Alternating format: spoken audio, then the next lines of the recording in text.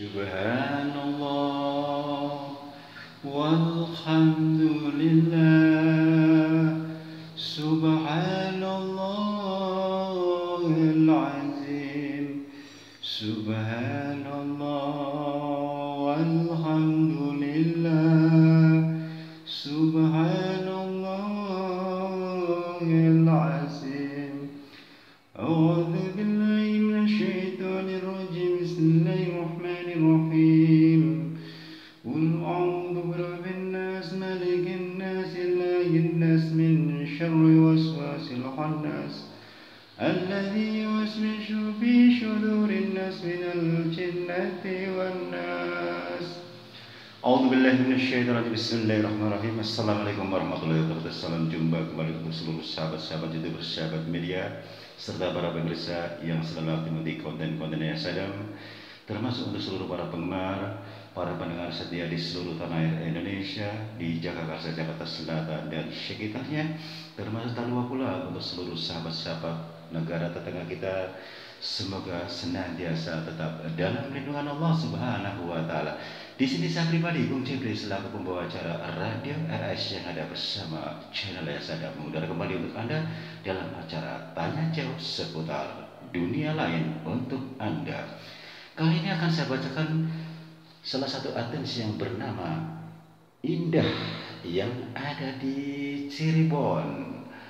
Lebih abdulnya akan saya bacakannya. Semoga saudara ini mendengarkan apabila Anda memang masih di seputar Jakarta ya. Kalau memang Anda tidak sempat, silakan membuka channel Sadam. Assalamualaikum warahmatullahi wabarakatuh. Salam jumpa, Bung Jebri, saya Indah dari Cirebon. Terima kasih atas konten-konten yang ada di channel Sadam. Saya senang banget karena dengan adanya Anda cukup banyak membantu banyak orang. Kepeduliannya yang bikin saya salut dengan Anda, Bung Jebri.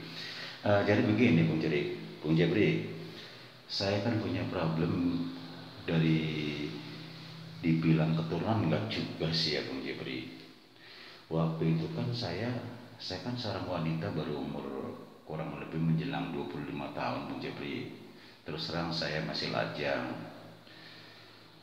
Di saat saya pernah saya ke Jakarta selama 1 bulan, memang dengan tujuan ada proses melamar kerja lah segitu. Saya sebagai seorang dosen seperti itu, Bung Jebri, memang dosen muda lah gitu, Bung Jebri. Saya kok ketemu dengan seorang wanita, kalau menurut saya ini, mohon maaf Bung Jebri, perilakunya kok seperti kayak lesbi, Bung Jebri. Ya terus terang saya dibilang penampilannya oke-oke lah ya, kalau orang bilang cantik itu, Bung Jebri. Budi saya memang semampai seperti kayak apa tuh kata orang bilang, foto model kata gitu, Bung Jebri. Tapi alhamdulillah, Bung Jebri, sampai saat ini keyakinan saya kepada al-Islami jadi saya kuat, Bung Jebri. Kenapa ya, Bung Jebri? Saya kan lama gak pernah ke Jakarta. Sekali ke Jakarta godaannya berat. Bukan saja lawan jenis, tapi ini satu jenis, Bung Jebri. Masa baru kenal seperti kayak layaknya orang pacaran. Di situ kan saya risih, Bung Jebri. Sekarang begini, Bung Jebri, saya ingin ini aja, Bung Jebri. Bagaimana caranya, Bung Jebri, untuk mengendalikan orang-orang yang sejenis seperti itu supaya saya tidak terjerumus olehnya. Dengan cara apa yang lebih halus gitu, karena saya tidak mau menyakiti perasaan orang lain seperti itu.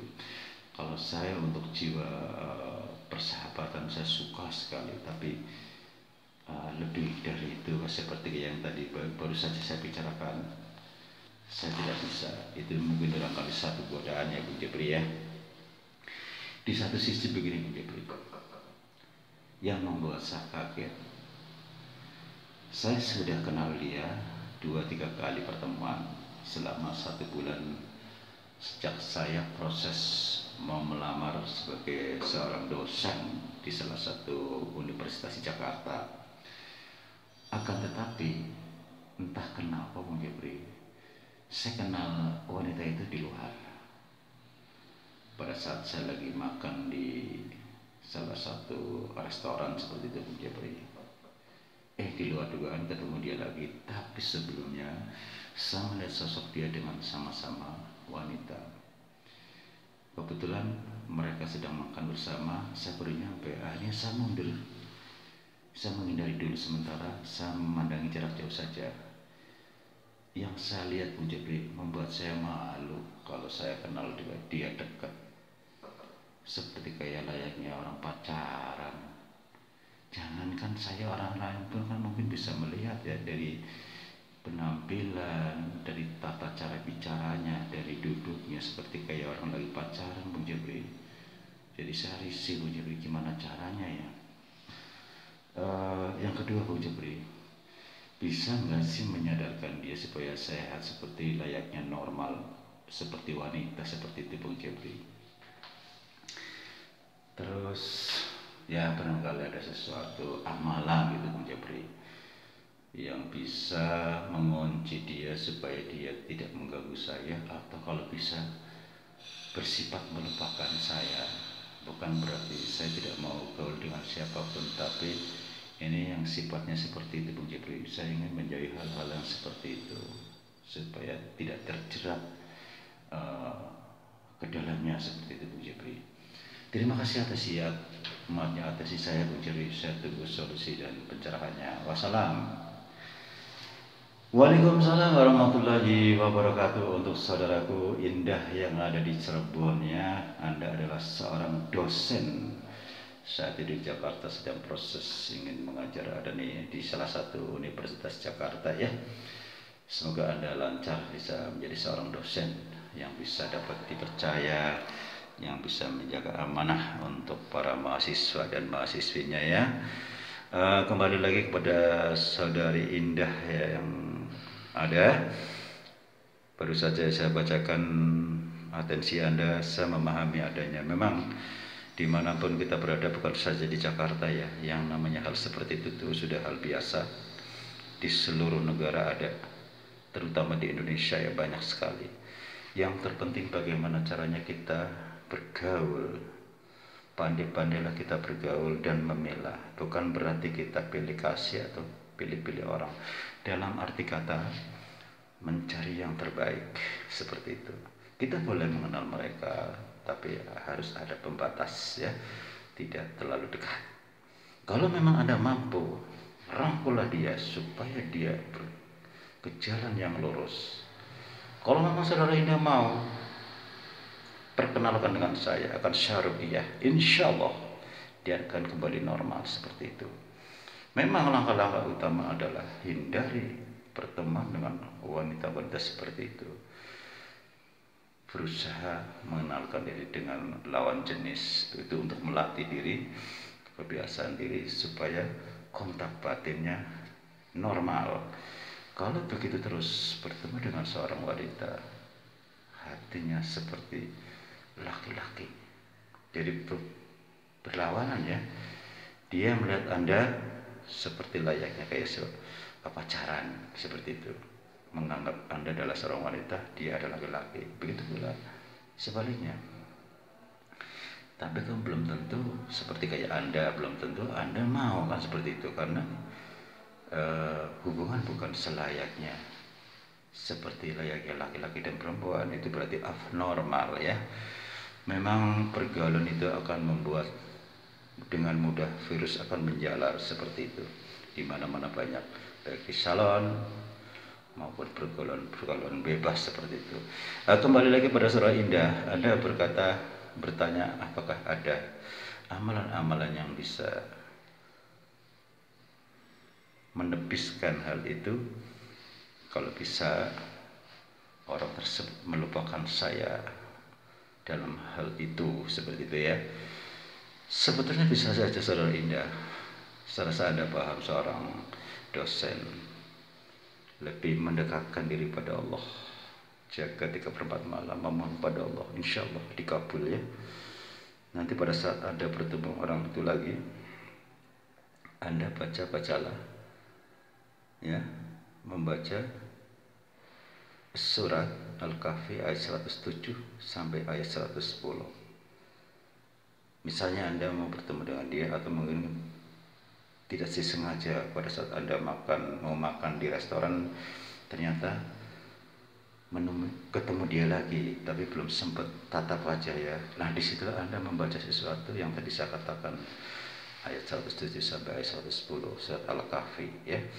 Dengan niat karena Allah, ya Allah, niat karena Engkau, jagalah diri hamba dari hal-hal sejenis atau dari segala hal yang mengganggu hamba, seperti itu.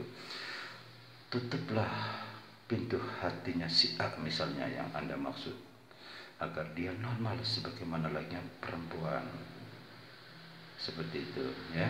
Insya Allah itu suatu pemagar. Anda baca itu satu kali, ayat 107 sampai ayat 110. Lantas Anda tiupkan ke tangan, Anda repkan ke wajah Anda, sehingga dia tidak akan merasa tertarik terhadap Anda, tapi sebagai kawan biasa, seperti itu ya. Demikianlah saudara indah yang berbahagia. Dan apabila Anda kurang puas dan Anda memang merasa mampu, rangkullah dia, kenalkan pada saya akan ruqyah dia. Atau Anda mungkin punya kemampuan, Anda ajak bicara baik-baik supaya mengarah ke jalan yang lurus, dia sadar dan taubat.